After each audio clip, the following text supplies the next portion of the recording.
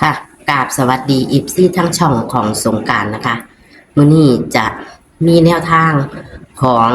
เซียนผาสุกมาฝากค่ะเซียนผาสุกเมื่อคืนนี้กอดข้อกันไปทางอุบลอีกค่ะพี่น้อง2 กับ 7นี่ค่ะ2 กับ 7กอดข้อกันไปทางอุบลส่วนจับคู่ให้7 3ออก6 3พี่น้องลงแต้มค่ะพี่น้องของเพิ่นมักจะขึ้นแต้มลงแต้มนะคะพี่น้องเพิ่นให้7 3ไปออก6 3ทางเฮาแต่ว่า2 7ไปทางอุบลกอดข้อกันไปเป็น7 2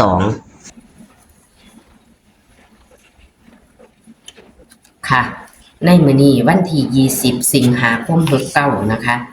เซียนผาสุกเพิ่นจะให้แก้มือให้เป็นตัวใดเดี๋ยวเฮามาไปรับชมรับฟังเสียงสัมภาษณ์กันได้เลยค่ะค่ะสวัสดีค่ะมื้อนี้มาเช้าจักหน่อยค่ะมื้อนี้แล้วแต่โอกาสแล้วแต่จังหวะ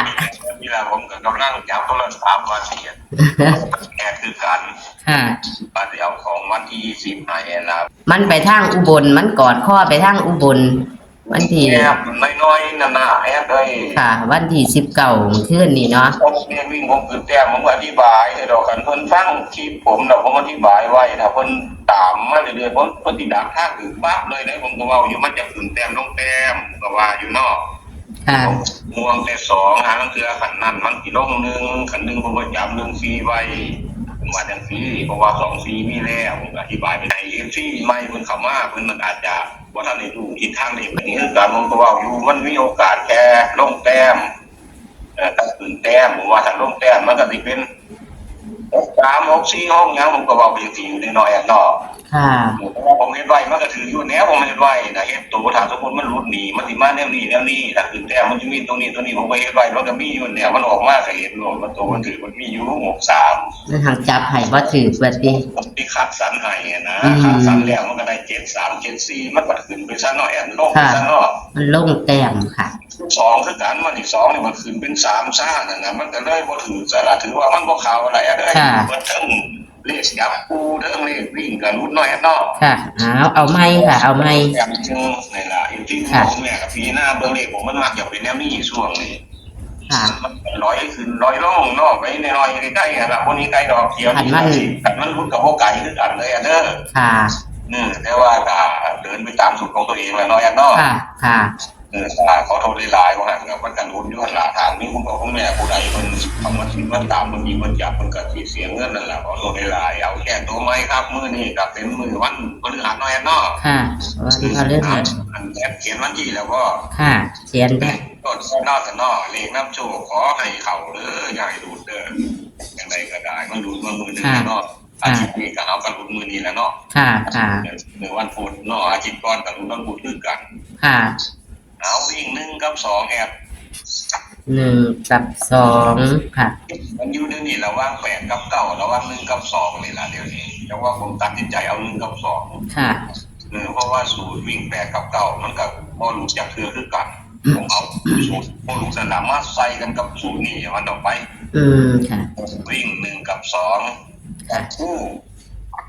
1 3แม่นค่ะ1 3 1 8 1 8 9 1 9วันนี้เลขวิ่ง2วันนี้มี2 3 2 3 2 8 2 8 2 9 2 9นี่แหละมีทั้งหมด6ชุดนี่แหละเอาตัวกันในแอปค่ะตัวกันนี่ฮะทั้งเทือนบักมือเดียวมาพาเนาะเพราะว่า1 กับ 6มันเป็นตัวเดียวกันอย่างมันมาพาใส่8เอาเป็น6 8ซะตัวนึงแอปค่ะ6 8แล้วก็อีกตัวนึงนะ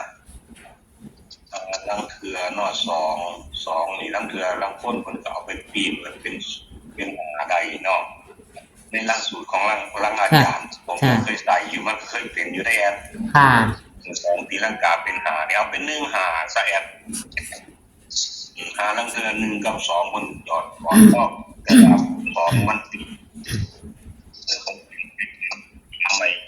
ตัวเองเราแอบตัดตัวนี้กับไทย ค่ะ เป็นตัวมีราคาแห้งกับตัวมีราคาแห้งอยู่ปีละอยู่เลข2ตัว6ตัวปีละมันเป็นเลข3ตัวแอบจาก2จุดเด้อ ค่ะ มี028ตัวหนึ่ง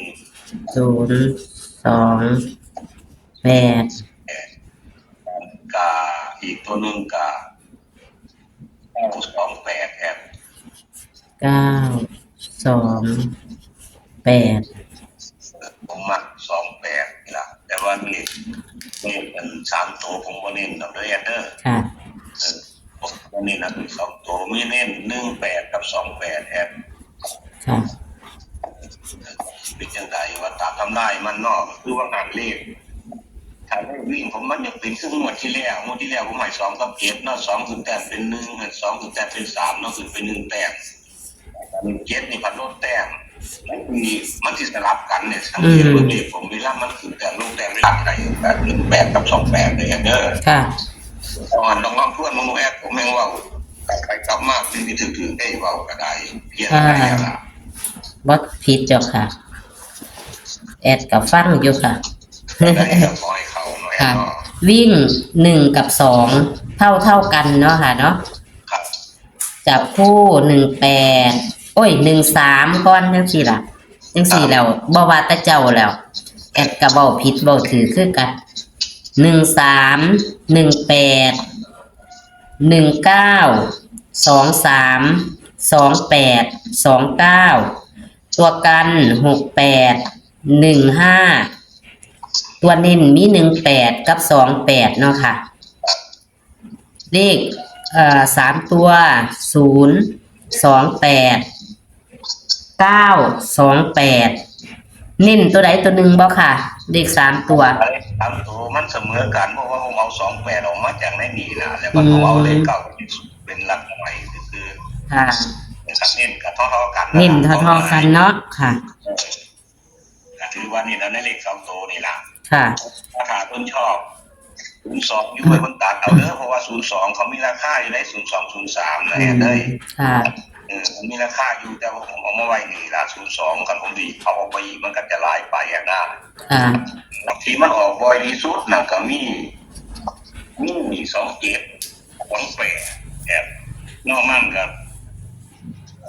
ออกมาอีกออก2เทื่อ1เทื่อเท่านั้นคืออื่นน่ะ ค่ะ นี่ละที่มันเคยออกบ่อยมี27 28ผมคันนี้อยู่27ก็ได้27กับ17นี่ล่ะคันนี้อยู่ว่านั้นคือเพราะว่า1กับ7เป็นตัวเดียวกันถ้ากับคนมือเดียวมานะแอด ค่ะ ค่ะ ถ้าสมมุติว่า1มันบ่มามันให้ตัวครูมันมาแทนซะนี่7มาแทนซะมันสิเป็น72ปั๊บหล่นหรือ27ปั๊บจังซี่นะแอด ค่ะ อันนี้ก็อธิบายให้ FC เพิ่นฟังว่าหานั้นคือเพิ่นจับข้างคือถ้าสมมุติจับผมบ่ถูกนะแอดมันสิรู้ไปใกล้ๆนี่ล่ะซ่อนๆอยู่หน่อยๆนะ ค่ะ มันทั้งมวลมีตรงนี้ได้เด้อ ค่ะ ค่ะ ขอบคุณคุณแม่โชคดีนี่ล่ะวันที่20เฮานี่ล่ะวันยังอีก2มื้อน้อยเนาะในที่สุดสัปดาห์เนาะ ค่ะ ขอให้ร่ำขอให้รวยขอให้โชคดีก่อนใหญ่ๆนี่ล่ะมื้อแรกนี่ล่ะสวัสดีครับโชคดีค ค่ะ รับ ขอบคุณค่ะ สวัสดีค่ะ ค่ะ ตัวเลขแนวทางของเพิ่นนะคะพี่น้องเลขก็คือวิ่ง1กับ2ค่ะพี่น้อง1กับ2แต่ว่า1กับ2นี่1นี่เพิ่นว่ามันอาจจะเป็นจิตได้นะคะ พี่น้องแต่ว่ามันก็ส่วนมากคนอาจจะเป็นจิตได้1กับ7มันจะเป็นตัวเดียวกันมาตราใดเท่าใดนะคะถ้า FC ละเอียดอ่อนคือเพิ่นนะคะ พี่น้องมันก็จะเป็น72ได้ค่ะพี่น้อง72ได้นะคะ นี่ล่ะค่ะ ตัวเลขแนวทางของเพิ่นมันจะตัวแปลกประหลาดก็คือ1เป็น7เด้อค่ะพี่น้องให้พี่น้องพิจารณาเอานะคะ2ก็เป็น5ก็ได้เพิ่นว่าเนาะค่ะ นี่ก็คือตัวเลขแนวทางที่เพิ่นอันกับที่มันไปทางอุบลนี่ล่ะ2กับ7ไปทางอุบลหมดเลยกอดข้อกันไปเป็น72ค่ะ ทางอุบลค่ะวันที่20 สิงหาคม69ต่ำลาวแชปหน้าจอค่ะพี่น้อง13เด้อค่ะจับคู่มี13 18 19 23 28 29ตัวกัน68 15ตัวนิ่นก็คือ18 28เลข3ตัว028 928นิ้น2 หางค่ะพี่น้องนิ่นทอกันล่ะค่ะ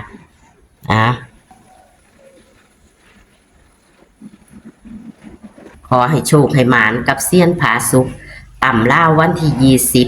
20สิงหาคม69นี่นะคะขอคนละไลค์คนละแชร์นะคะให้กับเซียนผาสุกและช่องของสงกรานต์เหมือนเดิมค่ะคลิปนี้ก็ฝากไว้ซ้ำนี้ค่ะเจอกันคลิปหน้าค่ะสวัสดีค่ะ